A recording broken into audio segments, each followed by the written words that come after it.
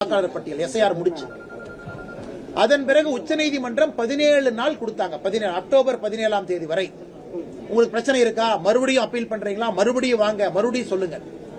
17 நாள்ல ஒருத்தர் கூட அப்பீல் போகல. அப்படி என்ன செப்டம்பர் 30ஆம் தேதி கொடுக்கப்பட்ட இந்த வாக்காளர் பட்டியல் எஸ்ஐஆர் நடந்த பிறகு 7,42,00,000 வாக்காளர்கள் அதிகாரப்பூர்வமாக உண்மையான வாக்காளர்கள் இன்னைக்கு அவங்க வாக்களிச்சிருக்கிறாங்க.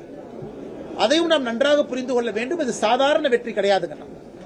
ஏதோ நம்ம ஸ்கிராப் பண்ணோம், க்ளோஸ் ஆன் எலெக்ஷனை ஜெயிச்சோம் கிடையாதுங்க. 243ல 202 பாரதிய ஜனதா கட்சி நின்ற 101 இடத்துல 89 இடத்துல, ஜனதாதள் நின்ற 101 இடத்துல 85 இடத்துல. இதெல்லாம் வரலாறு காணாத ஒரு வெற்றி. தமிழகத்தில் திராவிட முன்னேற்ற கழகம் வெற்றி பெற்ற பொழுது கூட நினைச்சு பார்க்க முடியாத ஒரு வெற்றி இதெல்லாம்.